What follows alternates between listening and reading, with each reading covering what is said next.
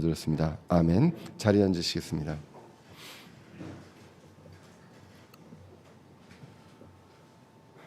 오늘은 로마서 7장 7절에서 12절 말씀을 살펴보고자 합니다.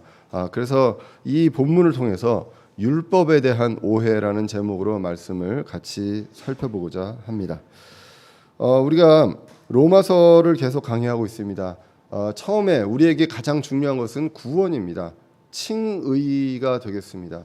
그래서 우리가 값없이 은혜로 그리스도를 믿음으로써 우리가 의롭다 칭함을 받게 됩니다. 그리고 이제는 예수 그리스도의 믿음으로 살아가게 됩니다. 이 내용이 이제 로마서의 5장까지 이제 기록이 되어 있었습니다.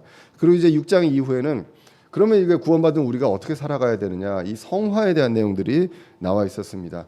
그래서 이제 성화에 대해서 6장에서 기억해야 될 것, 우리가 성화를 위해서 기억해야 될 것은 무엇이냐면 알아라라는 겁니다. 우리가 누구인지, 우리가 어떠한 상태인지를 알아라라는 것입니다. 그래서 그것이 6장 3절에 그리스도 안으로 침례받은 자들입니다. 우리는. 그래서 우리가 이미 변화된 것에 대해서 약속을 보장받은 사람들이다. 우리가 어떤 상태인지를 알아야 된다. 우리가 지금 신분이 어떤지 그런 것들을 알아야 된다라고 얘기하고, 그 다음에 나오는 것이 여기라라고 얘기합니다. 그런 줄로 여겨라. 지금 당장 변하지 않았지만 그렇다고 우리 신분이나 모든 것들이 변했다고 여기고 살아라라고 합니다. 그러면 이제 여기고 살면 어떻게 됩니까? 이제는 우리를 의의 도구로 하나님께 드리라라는 것입니다. 우리의 삶 속에서 우리를 계속 드리는 삶을 살아라라고 이야기를 하고 있습니다. 그래서 변화된 상태, 이것을 알아야 합니다. 그런데 아직 정욕이 가득한 육체가 죽지 않았기 때문에 죄에 대해서 죽은 자, 그리고 하나님께 대하여 산 자로 여기라라는 것이 이제 6장 11절에 나옵니다. 이거는 예수 그리스도 안으로 침례를 받았다. 그럼 예수 그리스도와 함께 죽고 예수 그리스도와 함께 살 것이다. 다시 부활할 것이다. 이것들을 예수님을 통해서 다 보여주셨기 때문에 이제는 이 약속을 보장받았습니다. 우리는 앞으로 그것이 이루어질 것입니다. 그렇기 때문에 그 신분에 대해서 예약을 받았기 때문에 그런 줄 알고 그리고 여겨라라고 이야기를 합니다. 그 다음에 그러면 이제 이런 어떤 것들을 보장받았기 때문에 절대 불변의 이 신분을 보장받았기 때문에 우리는 어떻게 살아야 합니까? 신분에 걸맞게 살아야 한다. 그것이 무엇이냐? 드리라라는 것입니다. 그래서 로마서 6장 13절에 또한 너희 지체를 불의의 도구로 죄에게 내어주지 말며, 이거는 우리가 여태까지 그렇게 살아왔던 그런 것입니다. 오직 너희 자신을 죽은 자들로부터 살아난 자로서 하나님께 드리고 너희 지체를 의의 도구로 하나님께 드리라라고 합니다. 우리를 의의 도구로 하나님께서 쓰실 수 있는 그 도구로 우리 자신을 드리라, 우리의 삶을 드리라는 것입니다. 그래서 6장에서 나온 것은 내가 주인이 아니다라는 것입니다. 결코 내가 주인인 적이 없다라는 것이죠. 그래서 우리의 주인이 죄였다면 이제는 우리의 주인이 하나님으로 바뀌게 되었다는 것입니다. 그럼 그 주인한테 내 삶을, 내 목숨까지 다 드리는 것, 그것이 이제 의의 도구로 드리라는 것입니다. 그러면 그것이 무엇입니까? 주인이 있으면 우리가 주인한테 순종해야죠. 순종하는 삶을 살으라고 합니다. 그래서 로마서 6장 17절에서 18절에 보시면, 그러나 하나님께 감사하리로다. 너희가 죄의 종이었으나 너희에게 전달된 교리의 그 틀에 마음으로부터 순종하라고 합니다. 이제는 우리가 하나님의 종이 되었습니다. 그렇기 때문에 그 전달된 그 교리, 그 말씀에서 마음으로부터 순종합니다. 그래서 죄로부터 해방되고 의의 종이 되었다라고 성경이 기록을 하고 있다는 것입니다. 자, 그래서 우리의 지체를 의의 종으로 드리게 됩니다. 이렇게 돼서 성화되는 삶을 살아갑니다. 날마다 우리가 그것을 잊지 말아야 합니다. 늘 말씀드렸지만 6장에서 얘기했지만 저와 여러분들이 착각하는 것, 항상 착각하는 것, 내가 내 스스로 뭘 할 수 있다라는 것, 내가 스스로 의로워질 수 있다, 내가 이 죄와 이 여러 가지 유혹에서 나를 컨트롤할 수 있다라고 생각을 한다는 것이죠. 그렇지 않다라고 성경이 이야기를 하고 있습니다. 그렇기 때문에 우리를 항상 순종하는 삶을 살면서 우리를 하나님에게, 하나님이 쓰실 수 있는 의의 도구로 날마다 드리는 그런 삶, 이것이 신자의 삶입니다. 6장에서 아주 이렇게 아름답게 끝났습니다. 우리는 이제 이렇게 살면 된다라고 하는데 7장에서 보면 그것이 쉽지 않다라고 이야기를 하고 있다는 것입니다. 그래서 특별히 율법이 있습니다. 이 율법이 있는데 이 율법을 통해서 내가 내 스스로 내가 주인이 돼서 이 율법을 통해서 의롭다 할 수 있는 그 길로 내가 가려는 그런 사람들이 있다는 것입니다. 그래서 내 의지로 율법을 지켜서 의롭게 되고자 하는 사람들, 바로 유대인들이 그런 사람들이었습니다.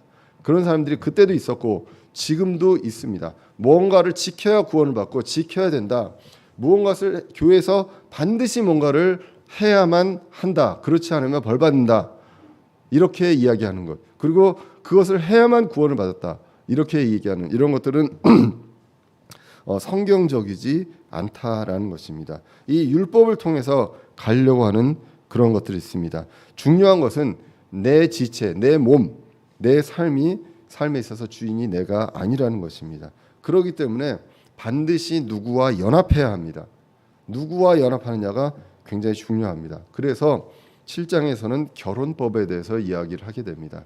그래서 법을 잘 아는 너희들에게 이야기한다라고 하면서 예를 드는 게 이제 결혼법을 이야기하는 것이죠. 그래서 이제 로마서 6장 6장과 7장을 보면 크게 우리가 봐야 될 것이 내가 할 수 없다라는 것입니다. 구원과 성화와 이런 부분들 내가 주인의식하고 내가 스스로 내 힘으로 할 수 있냐? 그렇지 않다라고 이야기를 합니다. 그리고 구원도 마찬가지입니다. 그렇기 때문에 이것을 위해서 뭘 해야 되느냐? 죽어야 한다는 얘기를 합니다. 다시 리셋하는 것입니다. 그냥 원래 있었던 그거에서 조금 더 나아져가지고 이걸 좀 개선해가지고 개보수해서 리모델링 해가지고 하는 것이 아니라 완전히 리셋해서 처음부터 다시 시작을 해야 된다라는 얘기를 하면서 오늘 본문에서 결혼법을 이야기를 하고 있는 것입니다. 그래서 지난주에 봤지만 7장 2절에서 3절에서 보시면 결혼법에 대해서 얘기하면서 남편이 죽으면 재혼이 가능하다라는 얘기를 합니다. 그래서 죽어야 합니다. 이거를 리셋하기 위해서는 죽어야 한다라는 것. 그것을 분명하게 이야기를 하고 있습니다. 성경에서는 죽음과 결혼에 대한 정의를 우리가 살펴볼 필요가 있다라고 이야기했습니다. 죽음이라는 것은 무엇이냐면 원래 하나였던 것이 분리가 되는 것입니다. 그래서 혼과 육체가 분리가 되는 것을 죽음이라고 합니다. 그리고 결혼은 어떻습니까? 우리가 창세기에서도 얘기했지만 둘이 하나가 되는 것입니다. 그것이 결혼입니다. 어떻게 보면 결혼의 반대가 죽음일 수 있습니다. 죽음의 반대가 결혼일 수 있다는 것입니다. 그래서 오늘 7장 2절 3절도 남편이 죽어야만 한다라고 이야기를 하고 있습니다. 그러면서 이제 7장 4절에서 얘기했던 것이 그러므로 형제들아 너희도 그리스도의 몸으로 말미암아 율법에 대하여 죽게 되었나니 이것은 너희가 다른 분 곧 죽은 자들로부터 일으키신 분과 결혼하게 하려 함이요 또 우리가 하나님께 이르는 열매를 맺게 하려 함이다라고 이야기를 합니다. 그래서 율법에 대해서 내가 죽었다고 합니다. 그러면 내가 남편이냐라는 얘기가 나오죠. 남편이 죽는다라는 결혼법을 이야기를 하면서 이제 내가 남편이냐가 되는 것이죠. 그래서 지난주에 이제 그 여러 이제 주석에 대해 해석이 이제 엇갈린다라고 이제 이야기를 했습니다. 그래서 이것을 어떻게 볼 수 있냐? 아내는 나의 혼이다. 그리고 그 죽은 남편은 내 과거의 육신이다라고 볼 수가 있다는 것이죠. 육신과 내 혼이 분리가 되는 그 죽음을 이야기를 한다. 왜냐하면 그 육신은 어떤 육신이었냐면 율법 아래에 있었습니다. 그리고 죄가 있었습니다. 그렇기 때문에 죄들을 지을 수밖에 없는 그런 원천적으로 그런 육신이었습니다. 썩어질 육신이었습니다. 그 육신이 내 혼과 결합해 있었습니다. 그래서 이것에 대해서 죽습니다. 그 육신이 죽으면 율법에 대해서 죽는 것입니다. 왜냐하면 율법과 관련된 그리고 나의 죄의 성품과 관련돼 있던 그 육신이었습니다. 그 죄는 어디서부터 왔습니까? 아담으로부터 물려받은 그 죄라고 했습니다. 그 죄의 성품이 가득한 그 육신이 있었습니다. 그래서 나의 남편 죽은 그 옛사람이 죽은 뒤에 이제 재혼을 하게 됩니다. 그래서 그리스도와 결혼을 하게 됩니다. 그래서 우리가 은혜 아래 있게 됩니다. 원래는 율법 아래에 있었는데 그 육신을 입고 있을 때는 율법 아래에 있었는데 이제는 그리스도와 결혼하면서 우리는 은혜 아래에 있게 됩니다. 그래서 결혼해서 자녀를 낳듯이 그리스도와 재혼해서 이제 열매를 맺는다라는 게 이제 성경에 이제 지난 7장에 이제 나와 있었습니다. 자, 그래서 이 부분에 대해서 율법에 대해서 내가 죽었다라는 내용은 갈라디아서 2장 19절에서도 나와 있었습니다. 내가 율법을 통해 율법에 대하여 죽었다. 내가 죽었다라고 합니다. 이것은 내가 하나님께 대하여 살고자 함이다라고 이야기를 합니다. 그래서 그리스도의 십자가를 통해서 우리의 육신이 과거 육신이 죽게 됩니다. 그리고 고린도전서 15장에 나온 것처럼 썩지 아니할 몸을 입게 됩니다. 그래서 그 입게 되는 것이 이제 그리스도를 만날 때 그리스도가 공중으로 재림할 때 그런 일들이 일어납니다. 그런데 이것을 그리스도께서 이미 다 보여주셨고 우리는 그리스도 안으로 침례받은 자들이기 때문에 그리스도와 함께 그리스도가 그렇게 하셨던 것처럼 우리도 그렇게 될 것이다 라는 것을 믿게 됩니다.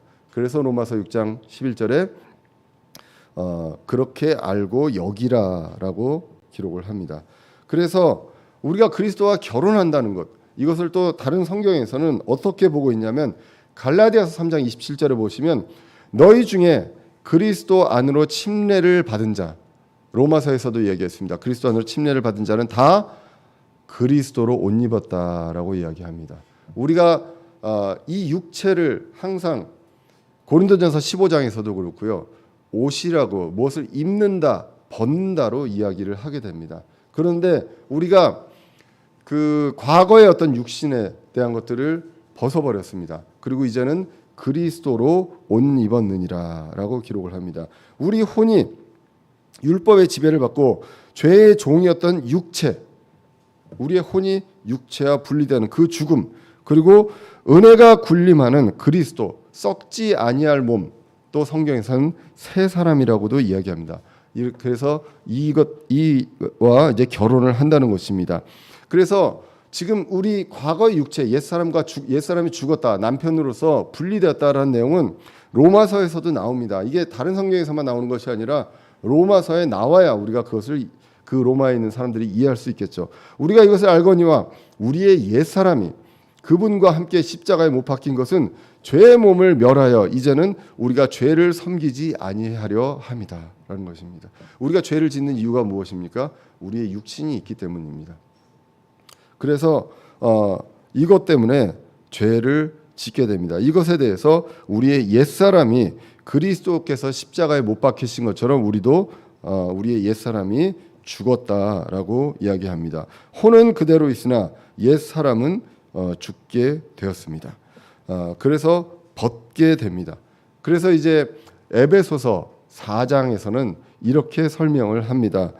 이전의 행실에 관하여는 너희가 속이는 것으로 가득한 욕심들에 따라 부패한 옛사람을 벗어버릴 것을 가르침을 받았으니 옛사람을 벗어버려야 합니다.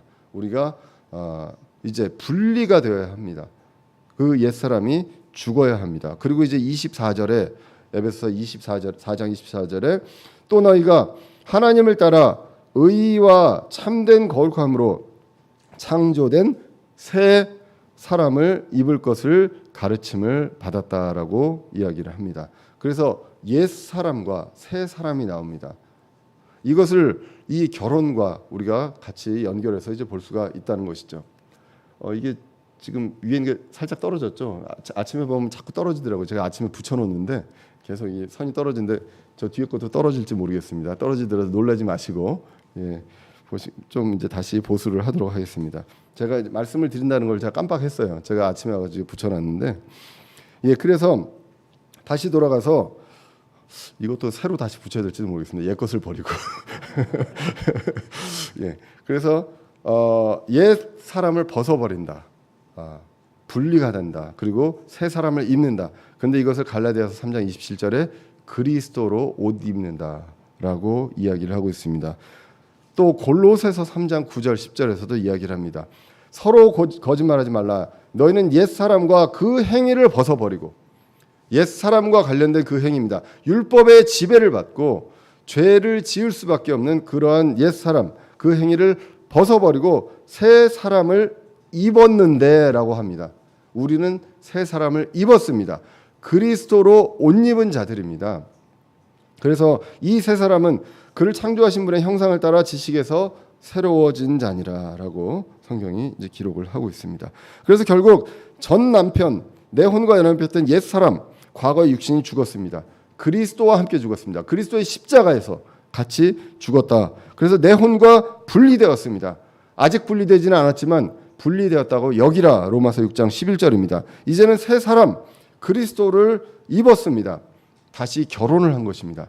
재혼을 한 것입니다. 이제는 그리스도와 연합했습니다. 이것을 그리스도 안으로 침례받았다라고 로마서 6장 3절 이하에서 이야기하는 것을 봤습니다.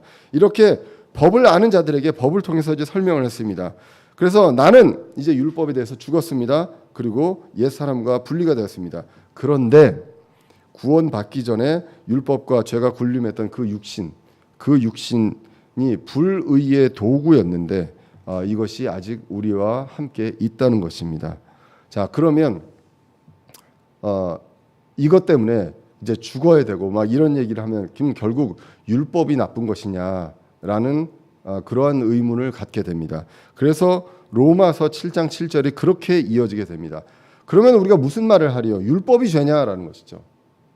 율법 아래 지배를 받고 있는 율법 아래에 있는 과거의 육신, 옛사람. 그러면 결국 율법이 나쁜 것이냐라고 물어보는 그런 질문이 나올 수 있습니다. 결코 그럴 수 없느니라. God forbid입니다. 예, 그래서 오히려 율법을 통하지 않고서는 내가 죄를 알지 못하였으리니 네 율법이 너는 탐하지 말라 하지 아니하였더라면 내가 탐욕을 알지 못하였으리라라고 기록을 합니다. 자, 그래서 과거에 우리가 어디에 있었냐? 옛사람이 어디에 있었냐? 율법 아래에 있었다고 합니다. 로마서 6장 14절에 너희가 율법 아래에 있지 아니하고 은혜 아래에 있으므로 과거에 율법 아래에 있었습니다. 그런데 이제는 거기가 죽고 이제 분리가 되고 새로 그리스도와 결혼하고 그리스도로 옷 입고 새 사람으로 입으면 은혜 아래에 있게 된다는 것입니다. 이것이 이제 앞으로 예수 그리스도가 공중으로 재림하면 우리가 그러한 몸을 입게 됩니다. 그래서 영원히 이제는 죄와 상관없는 은혜 아래에 있는 그 옷을 입게 된다. 그것이 이제 우리가 육체의 부활이 일어나는 것이 예수 그리스도가 오실 때 일어나는 일이다라고 이제 알려져 있습니다. 그래서 지금의 육체는 율법 아래에 있습니다. 그래서 무엇이 군림합니까?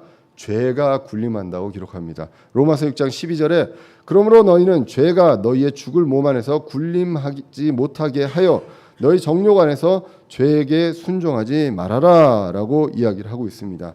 그래서 이런 아래에 있는데 결국 율법이 죄냐라는 것이죠. 율법이 악당이냐? 그렇지 않다라고 이야기합니다. 오늘 7절에서는 율법을 통해서 죄를 알게 된다. 탐하지 말라고 했기 때문에 탐욕이라는 것이 죄구나라는 것을 알게 된다라고 기록을 합니다. 이 내용은 처음 나오는 것이 아닙니다. 로마서 3장 20절에도 나옵니다.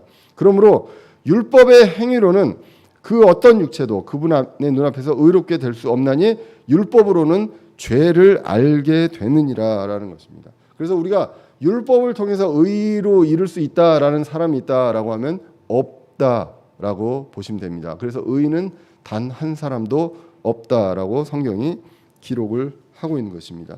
그래서 오늘 본문에서 율법이 탐내지 말라고 했으면 탐욕이 죄인 줄 그래서 알게 됐다. 그래서 이제는 탐욕이라는 것을 알게 되었다라고 합니다.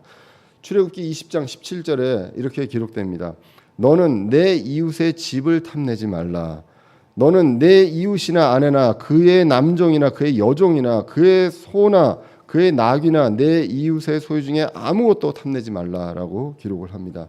남에게 다른 사람의 것이 있으면 그 소유가 무엇이든 간에 그 어떤 것이든 간에 탐내는 마음도 가지지 말라라는 것입니다. 그것이 바로 탐욕이다라는 것입니다. 뺏어오는 것이 죄가 아니라요. 탐욕이 죄다라고 기록을 하고 있습니다.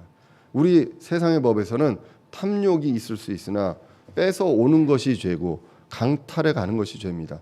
그런데 성경에서는 탐욕이 죄다라고 이야기를 하고 있습니다. 남에게 피해 주는 행위로는 이런 것들이 이게 뺏어오는 것, 피해줄 수 있다라는 것은 알 수가 있습니다. 그런데 법의 기준에서 죄가 됨, 이것은 모를 수 있습니다. 그런데 하나님이 주신 율법을 통해서 보면 이것은 죄다라는 것입니다. 그리고 이렇게 율법을 통해서 죄가 됨을 알 수가 있다는 것입니다. 믿지 않는 사람들, 야 저거 갖고 싶다, 제가 갖고 있는 거 내가 가져왔으면 좋겠다라는 생각을 갖게 됩니다. 아이들도 그러기 때문에 처음에 훔치게 되죠. 그런 일들을 아주 어렸을 때도 하게 됩니다. 그런데 그 마음에 시작되는 그 마음이 죄임을 율법을 통해서 알게 된다라는 것입니다. 그래서 로마서 5장 13절에 율법이 올 때까지 죄가 세상에 있었으나 율법이 없을 때는 죄를 죄로 인정하지 않았다라고 성경이 기록을 하고 있습니다. 자, 그래서 탐욕은요, 과거의 육신, 우리 옛사람한테는 자연스럽게 생길 수밖에 없는 것입니다. 그냥 사람이 나빠서, 저 사람이 욕심이 많아서가 아니라 탐욕은 자연스럽게 생길 수밖에 없습니다. 왜? 율법 아래에 있고요. 죄가 군림하는 그러한 육체 안에 있기 때문에 우리는 그러한 것들을 할 수밖에 없다라는 것입니다. 다른 사람의 소유를 보면서 지금도 우리는 그렇게 합니다. 그렇기 때문에 성경에서는 그러한 지체를 죽여라. 이 몸 지체를 죽여라라고 이야기합니다. 골로새서 3장 5절에서 그러므로 땅에 있는 너희 지체들을 죽이라. 그것들은 음행과 부정함과 무절제한 애정과 악한 욕정과 탐욕이니 탐욕은 우상 숭배니라라고 이야기합니다. 이 육체가 있는 한 이런 것들이 없을 수가 없는 것이죠. 그러면 혼은 생각 아닙니까? 근데 혼은 이 육체와 관계하는 기관입니다. 그렇기 때문에 이 육체가 무엇이냐에 따라서 이제 그런 생각들이 영향을 받을 수 있다라는 것입니다. 그래서 이 탐욕, 정욕 이러한 부분들은 어느 누구도 여기서 자유로울 수 없다. 저와 여러분들 어느 누구도 자유로울 수 없다. 왜냐하면 그 육신을 갖고 있기 때문에 땅에 있는 지체가 있기 때문입니다. 그래서 율법이 없었다면 탐욕, 정욕 여기까지는 자연스러울 수 있습니다. 그냥 그래 그런 마음이 있을 수 있어. 사람이 다 그렇지 뭐. 괜찮아 거기까지는. 그렇게 이야기들을 많이 합니다. 그런데 율법을 통해서 그것이 아님을, 죄임을 알게 되었습니다. 마태복음 5장 28절에서는 이렇게 기록합니다. 나는 너에게 이르노니 누구든지 여자를 보고 그녀에게 음욕을 품는 자는 이미 마음속으로 그녀와 간음하였느니라 라고 기록합니다. 마음으로 그렇게 하면 이미 그렇게 한 것이다. 그렇기 때문에 성경에서는 입으로 들어가는 것이 더러운 것이 아니라 입에서 나오는 것이 더럽다라고 하면서 그것은 마음의 것들이 나오기 때문이다라고 이야기를 합니다. 그래서 마태복음 15장 18절 19절에 그러나 입에서 나오는 그것들은 마음에서 나오며 그것들이 사람을 더럽게 하느니라. 사람을 더럽게 하는 것은 마음에서 나오는 것입니다. 그래서 마음에서 악한 생각, 살인, 간음, 음행, 도둑질, 거짓 증언, 신성 모독 이런 것들이 나온다라고 합니다. 자, 그래서 이러한 것들이 왜 나오느냐? 여기서 죄가 있기 때문입니다. 그래서 이러한 죄들에 대한 부분들이 결과로 나올 수밖에 없다라는 것입니다. 그래서 많은 주석서에서 오늘 이 7장의 율법을 이야기하면서 거울로 이야기합니다. 그래서 율법은 거울이다. 나의 모습을 보고 내가 더러운 것, 티가 있는 것 이러한 것들이 거울을 통해서 보여진다라는 것입니다. 근데 이 거울이 그것을 깨끗하게 해주지는 못합니다. 그것을 보게만 합니다. 씻겨주지 못한다는 것입니다. 그래서 더럽기 때문에 내가 깨끗하게 할 필요가 있다라는 것까지를 알려주는 것이 율법이다. 그래서 갈라디아서 3장 24절에 그런즉 율법은 우리를 그리스도께로 인도하는 훈육 선생이었다. 이것이 옳다, 그르다, 이것이 맞다, 이것이 죄다라는 것입니다. 이것은 우리가 믿음으로 의롭게 되려 하려 합니다. 훈육 선생이고요. 의롭게 하지는 않습니다. 무엇으로 의롭게 합니까? 믿음으로 의롭게 한다라고 성경이 이제 기록을 하고 있습니다. 그래서 이제 율법이 죄가 아닙니다. 7절에서 얘기한 것처럼 율법은 죄들을 알게 한다라고 합니다. 그러면서 이제 8절로 이어지게 됩니다. 그래서 8절에서 보시면 그러나 죄가 명령을 통해 기회를 타서 내 안에서 온갖 종류의 욕정을 이루었나니 이는 율법이 없으면 죄가 죽었기 때문이라라고 얘기합니다. 여기서 죄는 앞에 있는 이 죄가 명령을 통해 기회를 타서 내 안에서 욕정을 일으킵니다. 불러 일으킵니다. 이렇게 하는 것 마치 죄가 어떤 생물인 것처럼 이야기를 합니다. 죄를 의인화했습니다. 그리고 이제 명령, 커맨드먼트 이거는 보통 이제 개혁성경에서는 계명으로도 이야기합니다. 왜냐하면 하나님께서 주신 명령, 계명이기 때문에. 그래서 이 명령, 계명을 통해서 죄가 기회를 타서 우리 안에 온갖 종류의 욕정을 만들어냅니다. 죄가 그런 마음을 만들어내는 것들을 죄가 하고 있다라는 것입니다. 그래서 이 죄는 아담으로부터 물려받은 죄의 성품 이것을 이야기하게 됩니다. 우리가 명령이나 이런 것들을 하지 말라라고 하면 괜히 하지 말라라고 하면 꼭 하고 싶죠. 안 그러신가요?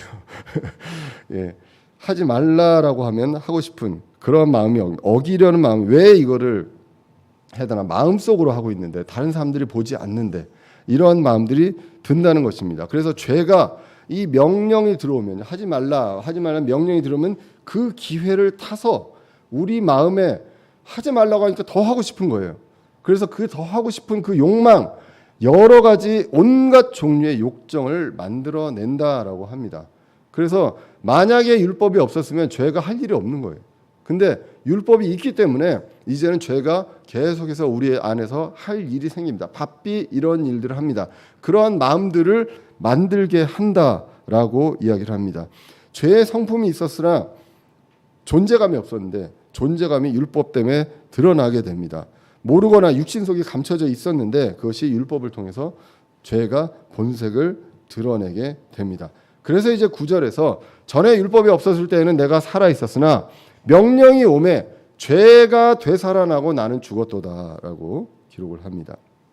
그래서 내가 어떻게 하는 것이 아니라 죄가 우리 안에서 활동을 하게 됩니다. 온갖 하지 말라는 것들을 하고 싶어하는 그런 마음을 만들어내게 된다라고 성경이 이제 기록을 하고 있습니다. 그리고 나는 죽었습니다. 이제는 그 대가로 이 죄를 지었기 때문에 이 죄의 기준으로 봤을 때 마음으로도 죄를 지었기 때문에 우리는 죽어야 합니다. 그래서 죄가 되살아나고 나는 죽었도다라고 성경이 기록을 하고 있습니다. 자, 그래서 10절로 넘어가면 10절은 이제 율법은 옳은 것을 명령한다라고 이야기를 합니다. 10절에서 보시면 생명에 이르게 하려고 정하신 명령이 사망에 이르게 하는 것인 줄 내가 알았다라고 기록합니다. 원래 명령은 율법은 생명에 이르게 하는 것입니다. 그것을 지키면 우리가 생명에 이르게 됩니다. 그런데 지키지 못하면 죽는 것입니다. 우리가 창세기 2장 17절에서도 보시면 이렇게 나옵니다. 선악을 알게 하는 나무에서 나는 것을 먹지 말라. 그 나무에서 나는 것을 먹는 날에는 내가 반드시 죽으리라라고 기록을 하고 있습니다. 지키면 살고요. 안 지키면 죽습니다. 어기면 죽습니다. 그렇기 때문에 이것이 무서운 것이 아니라 완벽하게 지키기만 하면 됩니다. 그런데 그것을 지키지 못할 때 이렇게 됩니다. 그래서 원천적으로 레위기 18장 5절에서도 그런즉 너희는 내 법규와 내 판단의 법도를 지킬지니 사람이 그것들을 행하면 그것들 가운데서 살리라. 나는 주니라라고 기록을 합니다.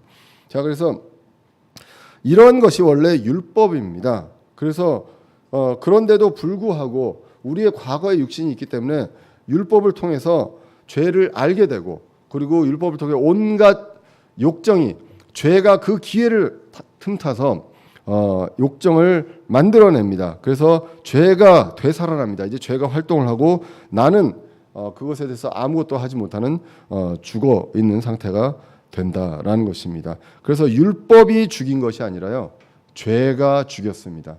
율법이 나쁜 것이 아니라 죄가 나쁜 것입니다. 율법은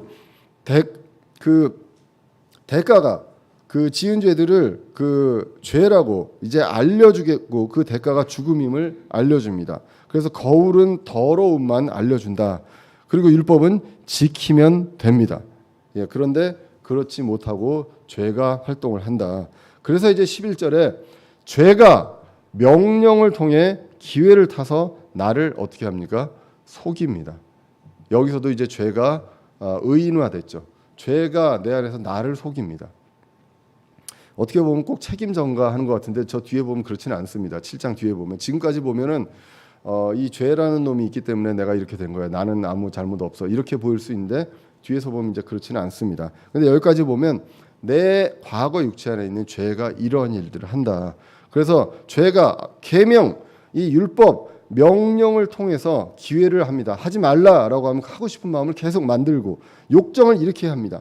그래서 그 뱀이 뭐라고 했습니까? 먹어도 죽지 않아라고 얘기했습니다. 죽는다라고 했는데 죽지 않아라고 이야기했거든요. 속입니다.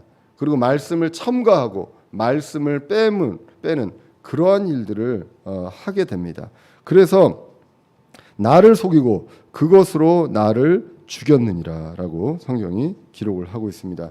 계속해서 명령이 와서 죄가 살아났다라고 9절에 나오고 그 명령을 통해서 기회를 타서 욕정을 일으켜서 나를 죽게 한다. 이게 이제 8절과 11절에 그래서 11절에서는 나를 속였다라는 것입니다.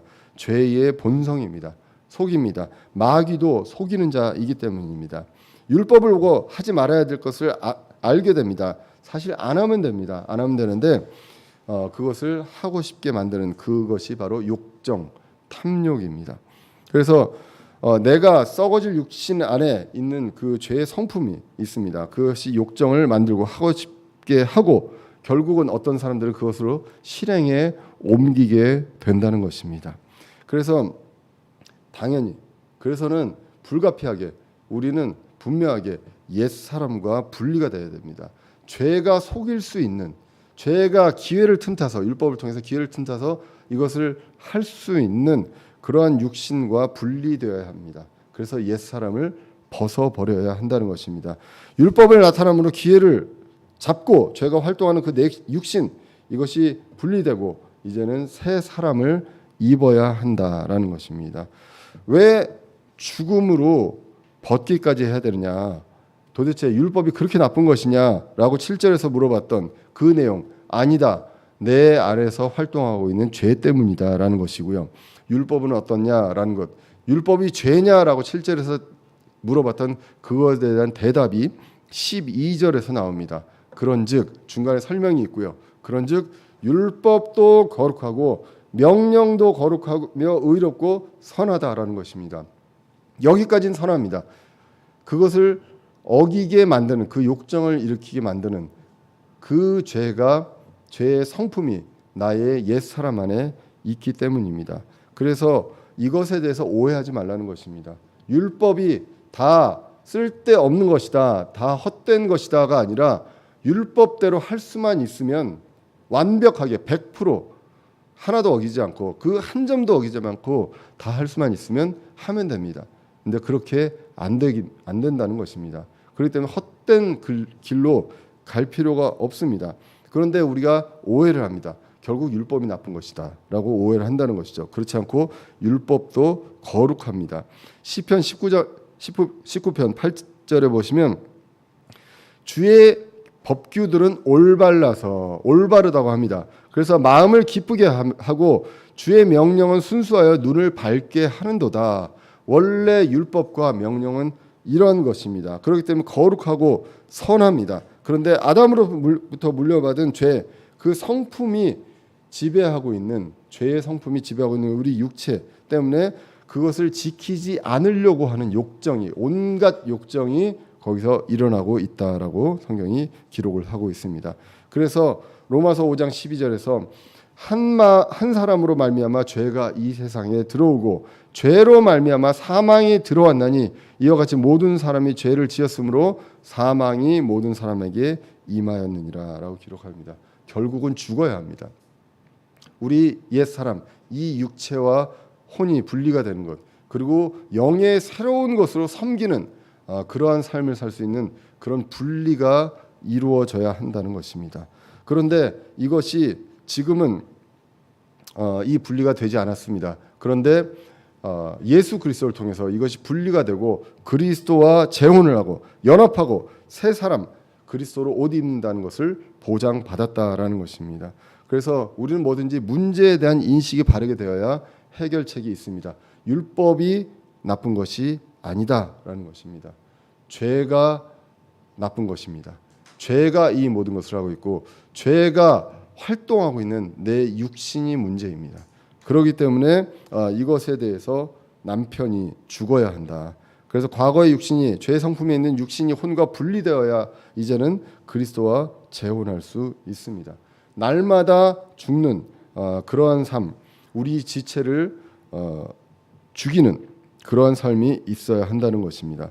그래서 이러한 모든 것들이 그리스도와 재혼하고 우리가 약속을 보장받고 의의 도구로 사는 그 삶 이전에 이것들이 어떻게 이루어집니까? 그리스도 그분을 받아들이기 때문입니다. 요한복음 1장 12절 그분을 받아들이는 자, 그분을 믿는 자는 하나님의 아들이든 하나님의 자녀가 되는 권능을 주셨다고 합니다. 요한복음 5장 24절에 내 말을 듣고 또 나 보내신 분을 믿는 자는 영존하는 생명이 있고 정죄에 이르지 아니하나니 사망에서 생명으로 옮겨졌느니라라고 기록을 하고 있습니다.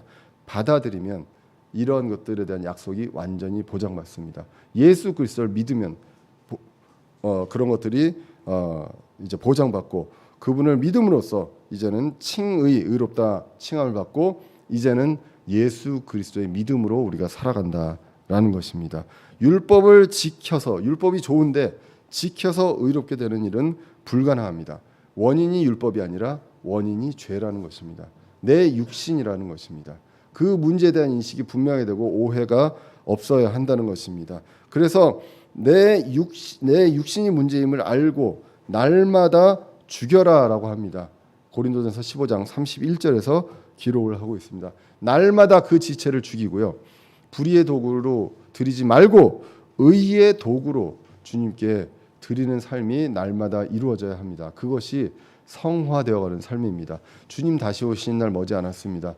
그날까지 은혜로 모든 것들 값없이 공짜로 우리를 구원해 주신 그 주님의 은혜를 기억하고 우리가 누가 주인지를 분명히 알고 그리고 나에게 있어서 지금 문제가 무엇인지 율법이 아니라 죄가 문제인 것 이것을 분명히 알고 우리가 의의 도구로 누구에게 드려야 되는지를 분명히 알면서 하루하루를 살아가면서 성장하시기를 간절히 기원합니다. 기도하겠습니다.